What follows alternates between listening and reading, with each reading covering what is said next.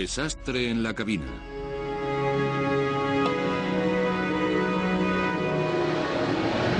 Aeropuerto de Honolulu, 24 de febrero de 1989.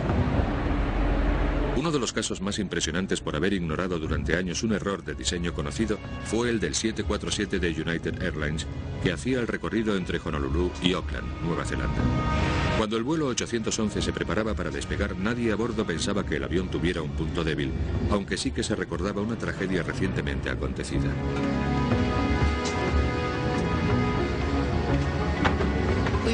Hacía poco de la tragedia de Lockerbie y había advertido a la tripulación de que estuviera especialmente alerta porque era un vuelo directo desde Los Ángeles a Nueva Zelanda.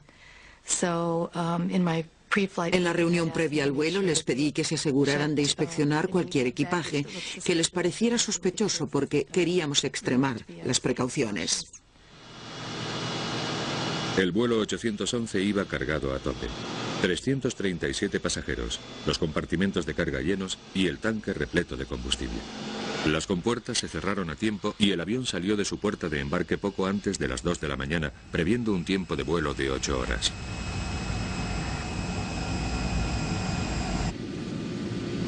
Nosotros íbamos a Nueva Zelanda de vacaciones. Era un lugar que nos parecía muy interesante. Nos habían dicho que era muy bonito, así que era como un sueño que se nos hacía realidad. Yo iba sentado en el piso de arriba y no había tenido vacaciones en 5 años. Aproveché todos los puntos de vuelo que tenía con United Airlines y me compré un billete para viajar en primera desde Auckland, Nueva Zelanda, hasta Sydney, Australia. Por fin tenía las vacaciones que tanto había anhelado. Siempre había querido ir a Australia, a tumbarme en algún lugar en la playa y olvidarme de los aviones, de los accidentes y quitarme todo eso de la cabeza durante un tiempo.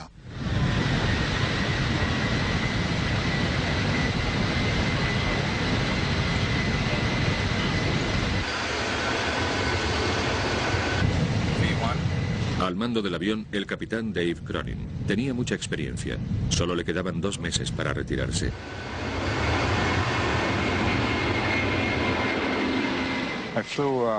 Llevaba volando 35 años con United.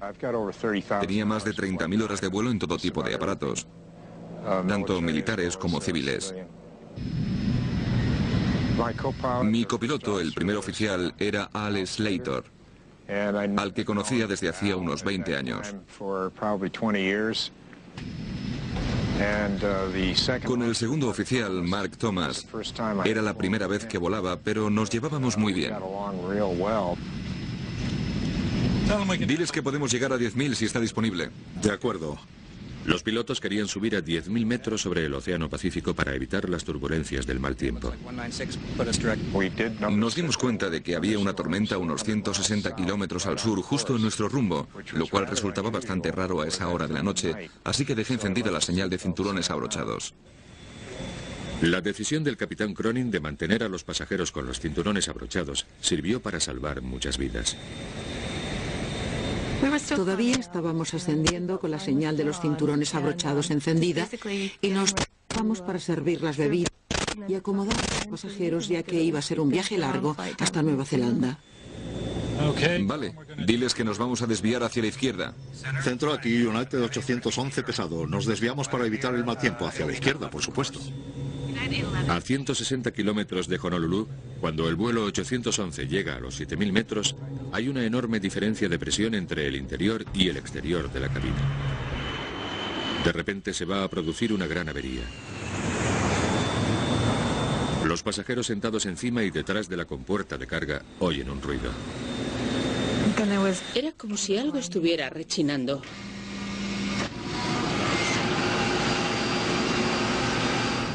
Yo oí como un golpe seco. ¿Qué demonios es eso? En cuestión de un segundo, todo se volvió un caos total.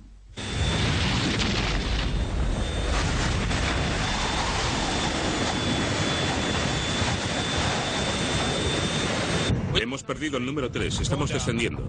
Parece que hemos perdido el motor número 3 y perdemos altura rápidamente. Volvemos. Lo siguiente que recuerdo es que estaba agarrada a los peldaños de la escalera y sabía que se había producido una explosión por la descompresión del aire.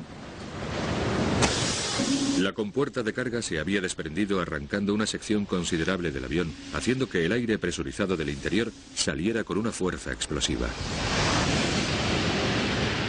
Enseguida me vino a la cabeza lo de Lockerbie. Pensábamos que había estallado una bomba. Fue un infierno. Todo lo que había en el avión que no estuviera atado o asegurado salió volando. El ruido era ensordecedor. La parte de delante de nosotros había desaparecido. Estábamos a unos 15 centímetros del agujero, así que no teníamos nada delante, ni a nuestro lado. De hecho, teníamos los pies colgando sobre el agujero. Pensé que no íbamos a salir de esta. Realmente creía que no teníamos posibilidades de salvarnos. Al haber perdido el aire presurizado, la falta de oxígeno a 7.000 metros hacía que los pasajeros y la tripulación se estuvieran ahogando. Era una sensación como si te dieran una patada en el estómago. Me quedé sin aire. Recuerdo que intentaba coger aire, pero no podía. Se supone que tenía que utilizar las máscaras de oxígeno que hay encima del asiento, pero el viento las había arrancado del techo y ya no estaban. Recuerdo que pensé, esto es lo que se debe sentir al morir asfixiado. United 811 pesado, estamos haciendo un descenso de emergencia.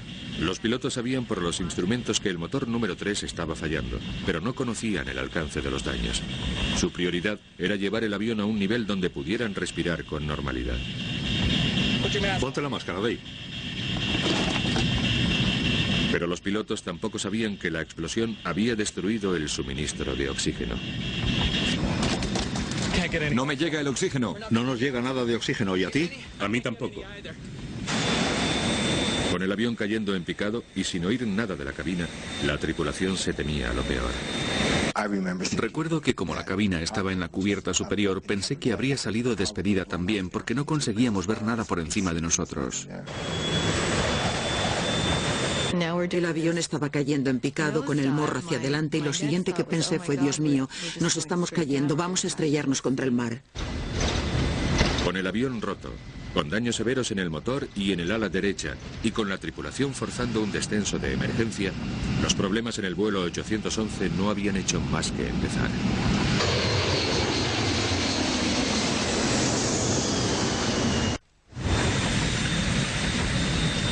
Dos minutos después de la explosión por descompresión, el vuelo 811 había conseguido bajar rápidamente hasta los 4.500 metros, donde el aire era respirable. United 811, indíquenos su altitud. 4.500. Estamos a unos 4.500 metros. 811, recibido. Creo que hemos debido de perder una puerta o algo. Dile a los auxiliares de vuelo que se preparen para una evacuación. Finalmente, los pilotos consiguieron estabilizarse a una altitud más segura, aunque ahora se enfrentaban a un aluvión de problemas. El más inmediato era la desintegración del motor número 3 más próximo a la explosión. Finalmente, los pilotos consiguieron estabilizarse a una altitud más segura, aunque ahora se enfrentaban a un aluvión de problemas. El más inmediato era la desintegración del motor número 3 más próximo a la explosión.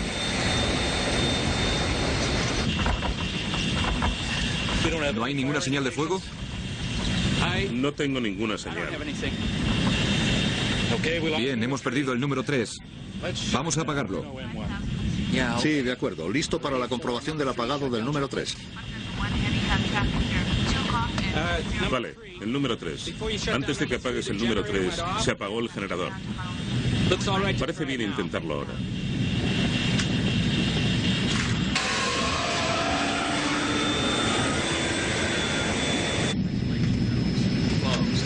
Bueno, por lo menos ya no hay vibraciones. Bombas principales de propulsión encendidas. Centro, aquí United 811. Necesitamos que preparen los equipos. Por favor, notifiquen a la compañía. Tenemos un problema de 811, control. recibido. Ala de cola, válvulas izquierda y derecha conectadas. Empieza a tirar el combustible. Lo estoy tirando. Una de las azafatas había resultado herida grave por los restos del avión. Cuando Laura Brendlinger acudió en su ayuda, fue cuando se dio cuenta de la gravedad de la situación. Mientras la estaba sujetando en mis brazos, miré hacia arriba y fue cuando vi por primera vez un agujero enorme en el lateral del avión. Faltaban asientos e inmediatamente comprendí que habíamos perdido algunos pasajeros. En la descompresión habían salido despedidas 5 filas de asientos, matando a 9 pasajeros. En la cabina de mando su tripulación había cambiado el rumbo de vuelta a Honolulu, pero quedaban aún 128 kilómetros y todavía los problemas no habían acabado. Tenemos un grave problema de control aquí.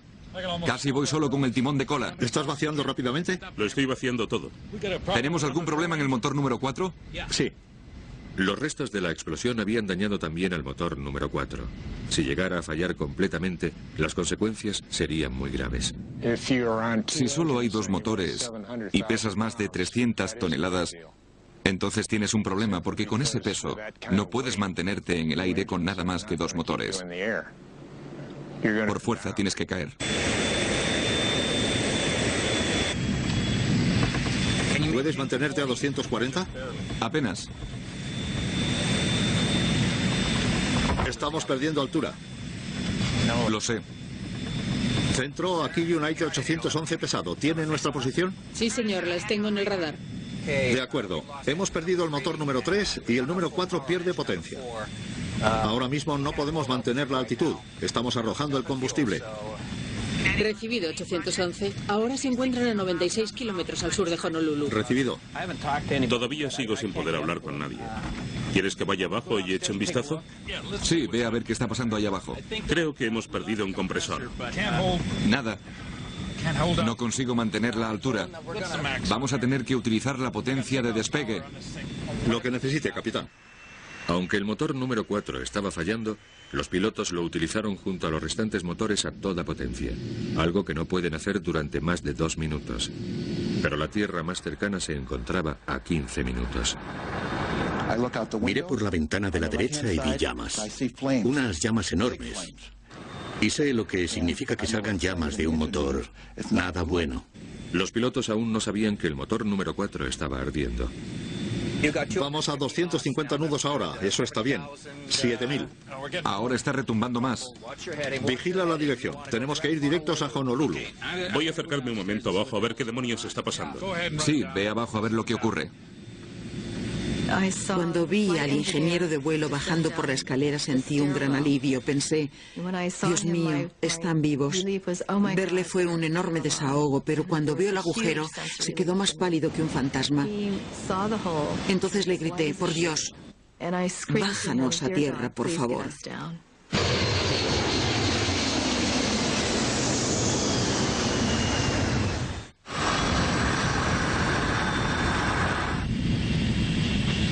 Tenemos un incendio ahí fuera. Ya, hay fuego en el número 4. Sigue el procedimiento. Apaga el motor.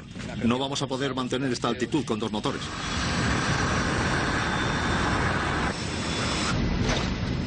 Tenemos un fuego en el lado derecho.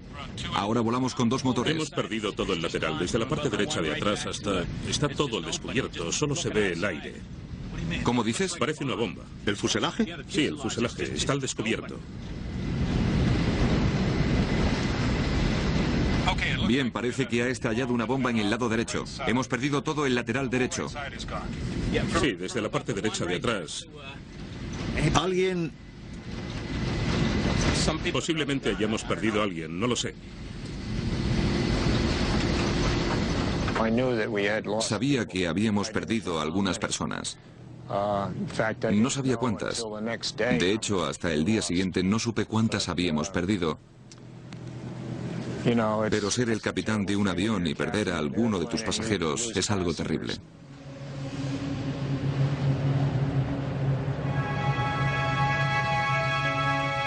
Lee Campbell, que volvía a casa desde Nueva Zelanda, estaba sentado en la fila 8, justo delante de la compuerta de carga. Me desperté sobresaltada porque había visto a Ali sonriendo al lado de la cama, con una chaqueta gris en el brazo. Por supuesto, cuando me desperté ya no estaba ahí. Pero a la mañana siguiente, cuando nos despertamos, le dije a Kevin que había tenido un sueño muy extraño durante la noche y que había sido muy real.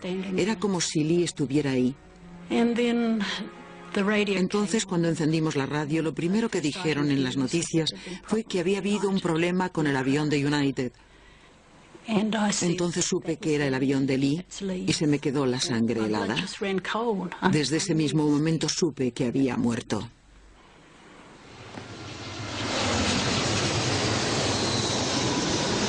¿Centro me recibe? Parece que ha estallado una bomba o algo así. Se ha desprendido una gran parte del fuselaje en la parte derecha del avión. Yo no iría más rápido de lo debido por ese agujero. Es decir, yo no iría a más de 250 nudos. Ese agujero es muy grande. ¿A qué velocidad mínima podemos ir? Yo no iría a menos de 240. Sí. No sé si vamos a conseguirlo. No pensábamos que fuéramos a llegar. Así que nos preparamos para hacer un amenizaje de emergencia. Creíamos que iba a ser inevitable. En la cabina, la tripulación se preparaba para lo peor. Me levanté del asiento plegable y utilicé lo que me habían enseñado para dar instrucciones a la tripulación. Teníamos que prepararnos para un amerizaje. Pensé que tendríamos que amerizar. Nos pusimos a coger corriendo los chalecos salvavidas. Y recuerdo que pensé, no sé si esto servirá de algo, porque cuando choquemos con el agua me imagino que el avión se hará pedazos. Sabía que si chocábamos contra el agua sería más o menos lo mismo que chocar contra el suelo y que habría pocos, si es que algún superviviente.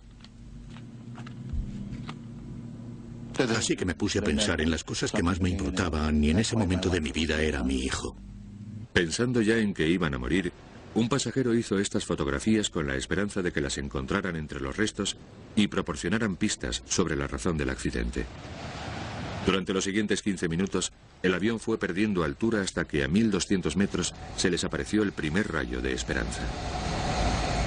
Pasado no sé cuánto tiempo, recuerdo que uno de los pasajeros comenzó a señalar a una de las ventanas del lado derecho y todos, cada uno desde su sitio, empezamos a mirar hacia esa ventanita y conseguimos vislumbrar un punto de luz, luego otro y otro, y un poco después ya podíamos divisar la costa. Bien, ya se ven algunas luces. De acuerdo. Vale, estamos en 4. A 34 kilómetros. Vamos bien. Pero el peligro aún no había pasado. En el aeropuerto de Honolulu se declaró estado de emergencia. Todos los demás aviones fueron desviados y los servicios de rescate se prepararon para el aterrizaje forzoso de un avión de pasajeros completamente cargado. ¿Puedes darme alguna velocidad? Sí. 150 va a ser la del motor 2. Y 160. United 811, necesito saber el número de personas a bordo. Sí, personas a bordo. 160 es el mínimo. Y United 811 en espera. No sé cuántas personas hay a bordo, 200 y... No tengo los papeles aquí delante. Ahora estamos demasiado ocupados, hay 200 y pico. De acuerdo. A 6 minutos del aeropuerto, los pilotos tenían que ralentizar el pesado avión para el aterrizaje, pero no se sabía el efecto que esto tendría. 160 es el mínimo. Y United 811 en espera. No sé cuántas personas hay a bordo, 200 y... No tengo los papeles aquí delante. Ahora estamos demasiado ocupados, hay 200 y pico. De acuerdo. A 6 minutos del aeropuerto, los pilotos tenían que ralentizar el pesado avión para el aterrizaje, pero no se sabía el efecto que esto tendría.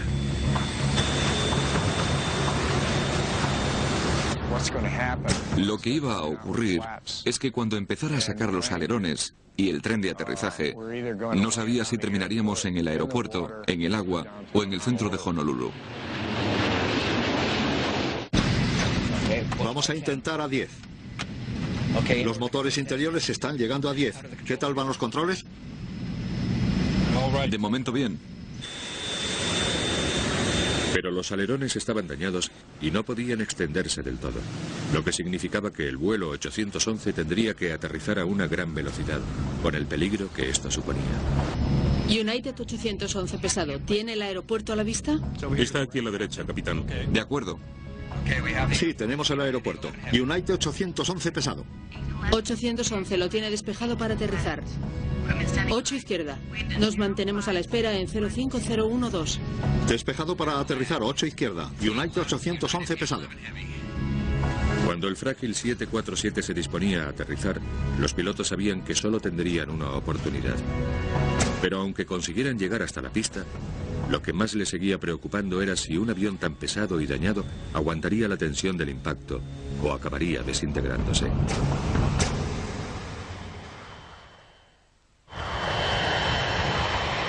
Severamente dañado, con una estructura inestable y perdiendo altitud con solo 2 motores, el vuelo 811 inició su descenso final hasta el aeropuerto de Honolulu. Modo en 2 motores. ¿Modo en 2 motores? Seguíamos sin saber a qué distancia estábamos del suelo y si íbamos a llegar a Honolulu o no, pero como nos encontrábamos cerca de la tierra, nos parecía que era el momento de decir a los pasajeros que se pusieran en posición de emergencia reclinados sobre las piernas, y eso fue lo que hicimos. Empezar a gritar a todo el mundo que reclinaran el cuerpo sobre las piernas.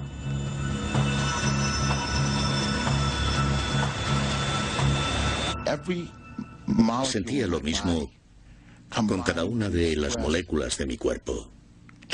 Que pusieran ese maldito avión sobre la tierra. ¿Cómo están los hidráulicos? Los hidráulicos están bien. ¿Tenemos frenos? Hidráulicos normales. Tenemos frenos, pero solo vamos a tener retroceso en el 1 y 2. Entonces pensé que teníamos alguna posibilidad de intentar aterrizar. Pero lo que me vino a la mente en ese momento fue, ¿y ahora qué? Cuando toquemos tierra, ¿explotaremos? ¿Nos caeremos por ese agujero enorme? A pesar de arrojar todo el combustible, el avión seguía teniendo demasiado peso. Sin poder usar los alerones al completo para mantenerlo en el aire, tendría que aproximarse a mayor velocidad. Billy bajando. El peligro ahora era que se partiera el tren de aterrizaje y el avión se hiciera pedazos. 1,5 puntos alto. 190. 185. Un poco lento, Dale. Vamos por debajo de lo que queremos.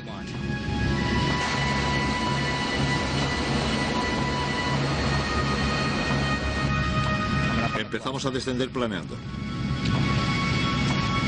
Bien. Vamos a probar con el tren. Nadie sabía si la explosión habría dañado el tren de aterrizaje. Recuerdo que Laura me dijo que no había oído que se desplegara el tren de aterrizaje. Había mucho ruido, seguía habiendo mucho ruido y yo tampoco oí el tren de aterrizaje, así que pensábamos que quizá no habían podido desplegarlo. Ya tenemos el tren desplegado y despejado para aterrizar. Que sepamos todo está preparado.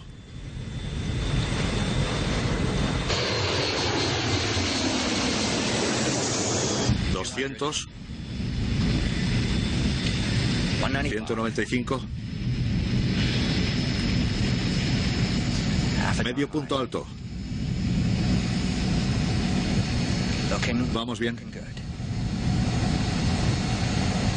192. 195. Me estoy quitando del control. 100 pies.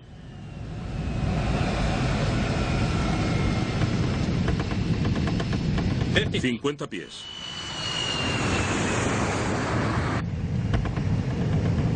Centrad la posición horizontal. 30. 10. 0. Estamos en tierra. El tren de aterrizaje está aguantando. Aterrizamos, parecía que íbamos muy rápido y esa era mi siguiente preocupación, que no consiguiéramos parar al final de la pista, que siguiéramos hacia adelante.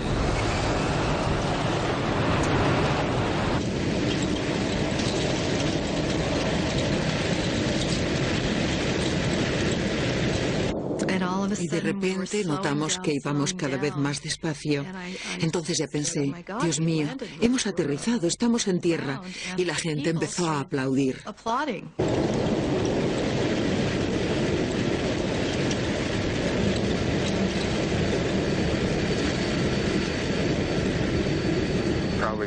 Probablemente fuera el mejor aterrizaje que había hecho en mi vida. Finalmente paramos en la pista y desplegamos los 10 toboganes y los auxiliares de vuelo evacuaron a todos los pasajeros. Es increíble lo rápido que pasó todo. Creo que en menos de 45 segundos salieron del avión 330 personas. Estábamos a unos 6 metros del suelo, pero yo me habría tirado sin tobogán de las ganas que tenía de salir de allí. Una vez desconectados todos los interruptores, pasé por todo el avión para asegurarme de que no quedara nadie más. Entonces salí por la puerta de la izquierda, bajé por el tobogán, rodeé la parte delantera y vi el enorme agujero que había en el lateral. No me lo podía creer.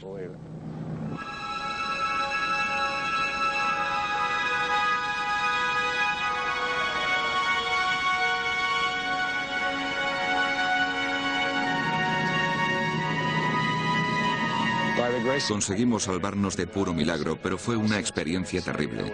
No me gustaría pasar por ella. Fue todo una locura. Y pasamos mucho miedo.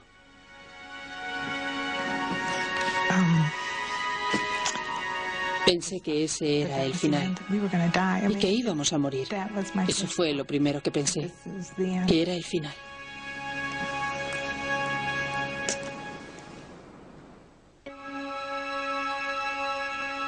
Pero para las familias de las 9 personas que murieron, la pesadilla solo acababa de empezar. El hijo de Kevin y Susan Campbell, Lee, volvía a su casa. Hacia las 3 de la tarde, creo que dijeron que no había ninguna víctima neozelandesa. Pero nosotros sabíamos que Lee había sido una de ellas. Un cuarto de hora después, recibimos una llamada de Chicago, diciéndonos que lamentaban informarnos de que nuestro hijo había desaparecido y que se le daba por muerto. Y creo que fue a la hora después cuando un policía llamó a la puerta y en cuanto nos vio la cara nos dijo: veo que ya han recibido la noticia. Pasamos un día horrible. Horrible. Y la verdad es que no mejoró gran cosa durante mucho tiempo.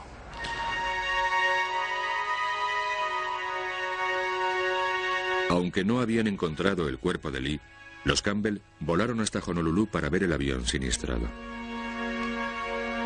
Lo primero que sientes es que quieres estar lo más cerca posible del lugar en que murió tu familiar. Y ese lugar era el avión. Así que quisimos ir inmediatamente a verlo. Los daños que sufrió eran terroríficos. Fue un desastre.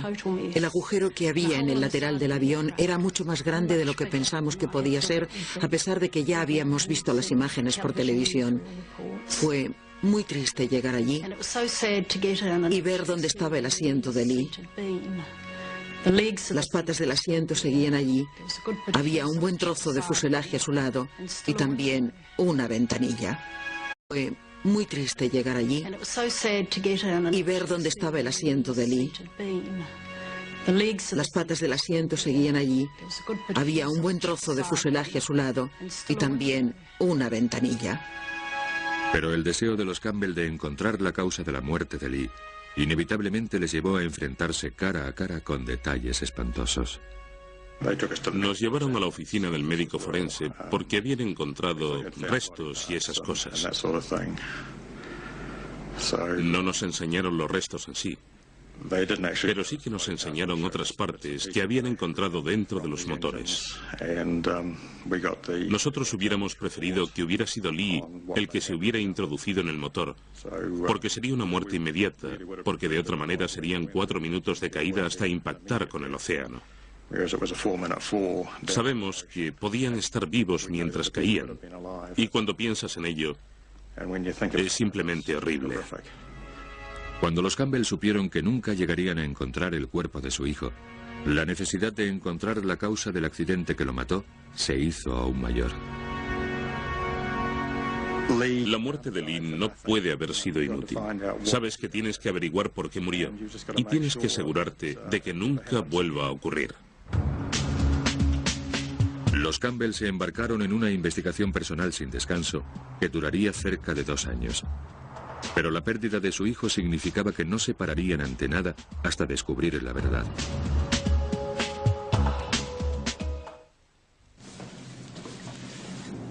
Los motores número 3 y 4.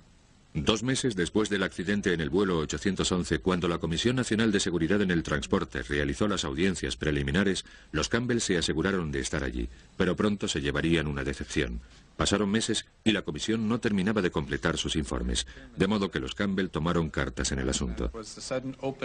Estaba claro que no podíamos dejar el esclarecimiento de los hechos en manos de la comisión. Así que decidimos continuar por nuestra cuenta y cuando se terminaron las audiencias nos dijeron que podíamos coger lo que quisiéramos de la mesa de prensa. Así que Susan se acercó a la mesa y dijo, veo que vamos a tener un buen material, y agarró una caja y la llenó con todos los documentos que pudimos encontrar. Kevin es la persona más honesta que hay, pero ahí estábamos cogiendo cosas que no nos habían dicho específicamente que pudiéramos coger. Y salimos por la puerta justo antes de que llegaran los de la comisión con un carrito para recoger todos los documentos. Nos metimos en un taxi y nos marchamos con todos los papeles.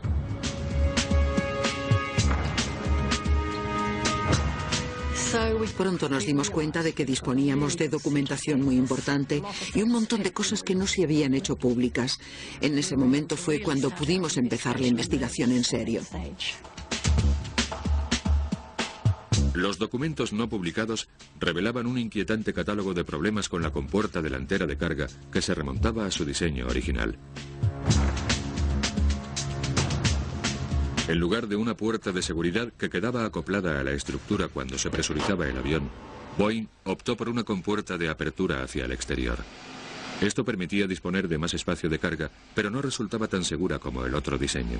Por ello, Boeing construyó lo que ellos creían que era un mecanismo de bloqueo infalible. Lo que hacen es poner un montón de mecanismos para asegurarse de que la puerta esté bien sujeta y no se abra. Y de hecho, están integrados de tal forma que es muy probable que la puerta llegue a abrirse. Entonces, ¿qué fue lo que falló en el vuelo 811? Los Campbell enseguida descubrieron que el problema se encontraba en el diseño del mecanismo de bloqueo. Para bloquear la compuerta de carga en el 747, unos motores eléctricos giran los pestillos en forma de C alrededor de las barras de la puerta. Luego, una palanca mueve los brazos en forma de L, conocidos como sectores de bloqueo, sobre los pestillos en forma de C para evitar que se abran. Pero ya en 1975 se encontraron problemas en estos sectores de bloqueo. Kevin Campbell, un experimentado ingeniero, fabricó un modelo para mostrar la debilidad del diseño de Boeing. En un principio los sectores de bloqueo estaban hechos de aluminio y en 1975 Boeing se dio cuenta de que no tenían suficiente resistencia y doblaron su grosor usando el doble de aluminio. Pero seguían sin tener suficiente resistencia y muchas aerolíneas ni siquiera se molestaron en doblar su grosor. La debilidad del aluminio aumentaba drásticamente el riesgo de que la puerta se abriera de forma accidental. Con estos sectores de bloqueo de aluminio, si los pestillos en forma de C intentaran abrirse de forma electrónica, empujarían los sectores de bloqueo y conseguirían abrirse. Durante 20 años antes de la catástrofe del 811, los 747 habían estado volando con esta importante debilidad. Los Campbell se preguntaban qué más cosas quedarían por descubrirse, de modo que redoblaron sus esfuerzos para descubrir toda la verdad sobre el accidente que había matado a su hijo. Compramos un coche en los Estados Unidos y nos fuimos a visitar a toda la gente que pudimos que había estado implicada en el accidente. Empezamos en Seattle, luego Chicago, después Washington D.C., Kentucky, Miami y de vuelta otra vez hasta San Diego y Seattle. Todo esto en un viaje. Los Campbell pronto averiguaron que un incidente terriblemente similar al del vuelo 811 había proporcionado serios avisos de peligro en las compuertas de carga.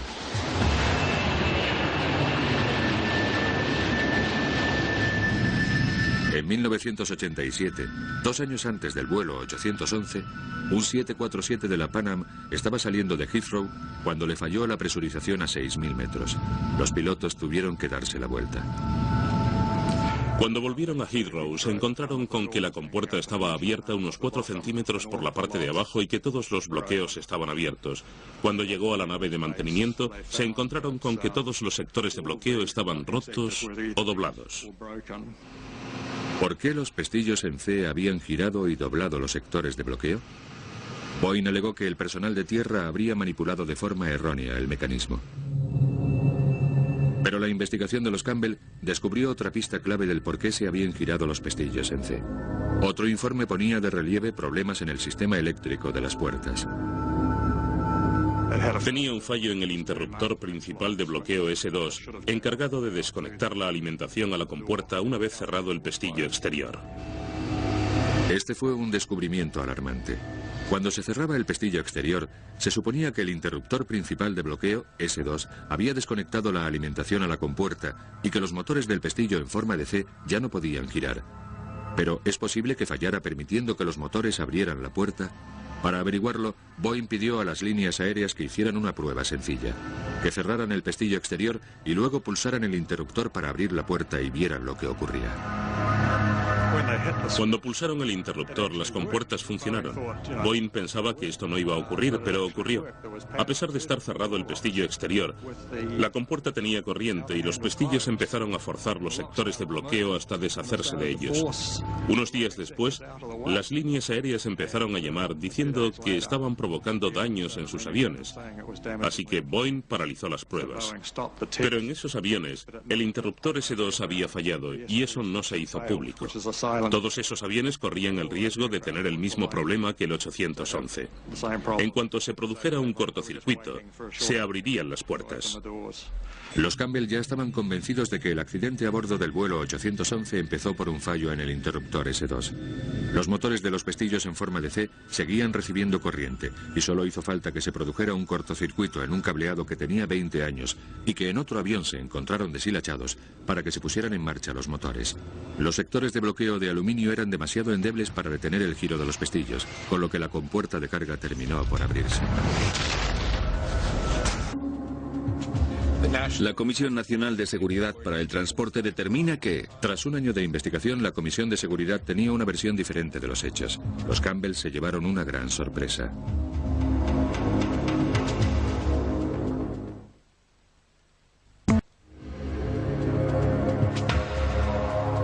Abril de 1990. Tras esperar un año al informe oficial sobre las causas del accidente del vuelo 811, Kevin y Susan Campbell esperaban que coincidiera con sus descubrimientos.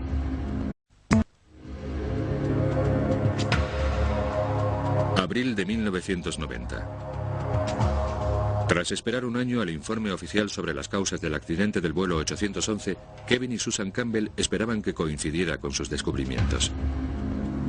Suponía que en el informe se revelaría la existencia de este otro fallo crítico, pero nos dejaron pasmados cuando salieron a decir que la compuerta no se había manipulado correctamente.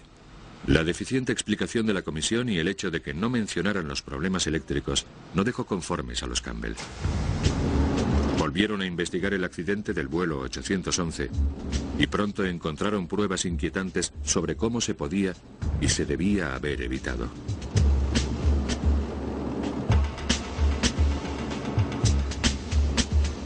Tras el incidente de la Pan Am en 1987, resultó que Boeing había enviado instrucciones a las líneas aéreas sobre cómo corregir la debilidad de los sectores de bloqueo de aluminio.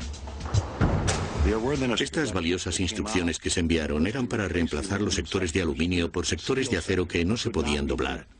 Y de forma provisional se requirió que se realizaran inspecciones hasta que se produjera lo que llamaban la solución definitiva, que era la instalación de esos sectores de acero. La reparación era barata y sencilla, pero llevarlo a cabo no tanto. El coste en sí de la modificación, cambiar estos sectores de bloqueo por unos de acero, era de unos 2.000 euros por avión, pero se necesitaban 10 horas para hacerlo, y ahí es donde estaba el verdadero coste. Dejar el avión fuera de servicio durante 10 horas, eso le suponía millones de euros. Los Campbell descubrieron que en 1988 el gobierno federal, cuya misión es imponer a las líneas aéreas que cumplan con las mejoras, les había dado 18 meses para hacerlo. En menos de un año, Lee Campbell y otros 8 habían muerto en un accidente que pudo haberse evitado. ¿Por qué no se obligó a las líneas aéreas a arreglar antes el problema? Si se obliga a estos aviones, grandes aviones comerciales, a permanecer en tierra, les provoca un desastre económico. Por ello presionan a la agencia reguladora en los Estados Unidos, la FAA, para que les permita realizar las reparaciones a lo largo del tiempo, esperando a que los aviones pasen su mantenimiento regular. De esa forma no se les retira del servicio. Pero cuando hacen eso, cuando les permiten a las aerolíneas y a los fabricantes que hagan las reparaciones a medio plazo, en esencia lo que hace la FAA es poner en riesgo las vidas de los pasajeros y de la tripulación que viajan en esos aviones cuando todavía no están reparados. Después de las muertes en el vuelo 811, la FAA adelantó inmediatamente la fecha límite para arreglar la compuerta de carga desde 18 meses a solo 30 días. La presión de la campaña de los Campbell por fin empezó a tener su recompensa. La prueba vital que podía darles la razón, la compuerta de carga, seguía a más de 3.000 metros de profundidad en el Océano Pacífico. Pero tras unos artículos aparecidos en la prensa estadounidense, la comisión encargó a la Marina de los Estados Unidos que fuera a buscarla. A 160 kilómetros al sur de Honolulu, un sumergible de profundidad empezó a rastrear el lecho marino. Fuimos a Honolulu y esperamos allí mientras trabajaban en ello. Finalmente consiguieron recuperar la compuerta a pesar de que la cosa más profunda que habían recogido hasta ese momento estaba a poco más de 400 metros. En menos de una hora nos llamaron avisándonos de que la habían recogido. Antes de que los Campbell pudieran ver la compuerta, se la habían llevado rápidamente a la planta de Boeing en Seattle. Los Campbell emprendieron su búsqueda. Fuimos a Boeing, pero no nos la enseñaron. Pensaban que habrían llevado las partes importantes a la comisión. De modo que nos metimos en el coche y nos dirigimos a Washington, D.C.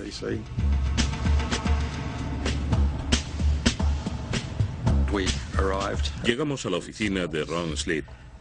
Ron miró el reloj y nos dijo, puedo daros 5 minutos.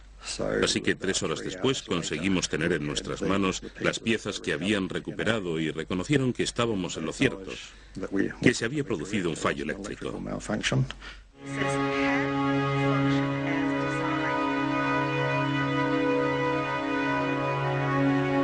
Existió un fallo accidental del interruptor o de los cables que provocaron la apertura no intencionada de la compuerta.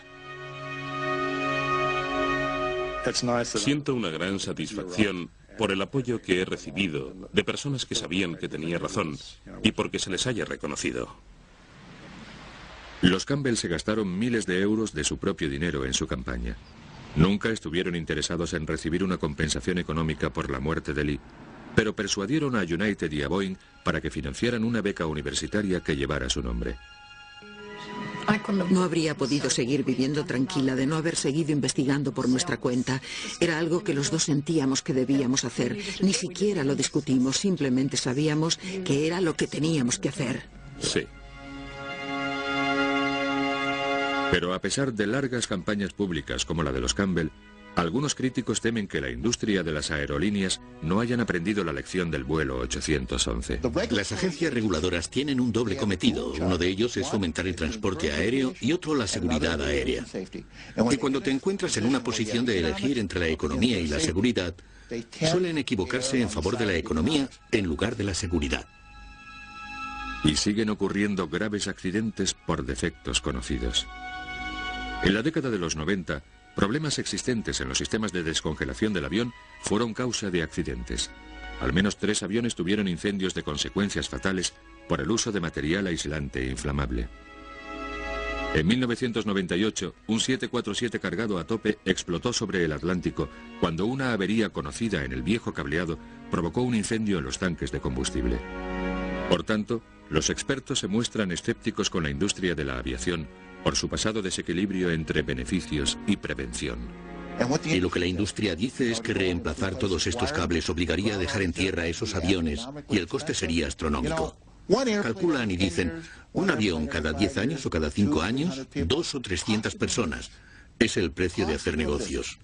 El precio de hacer negocios. Ese es un gran análisis económico, a menos que tu madre o tu hijo sean los que se encuentren a bordo de esos aviones y sean los que paguen el precio de esos negocios.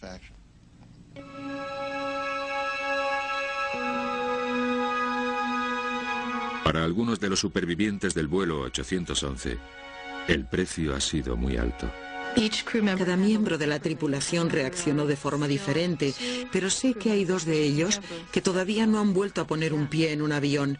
Yo lo pasé muy mal. Me diagnosticaron un trastorno de tensión nerviosa postraumático.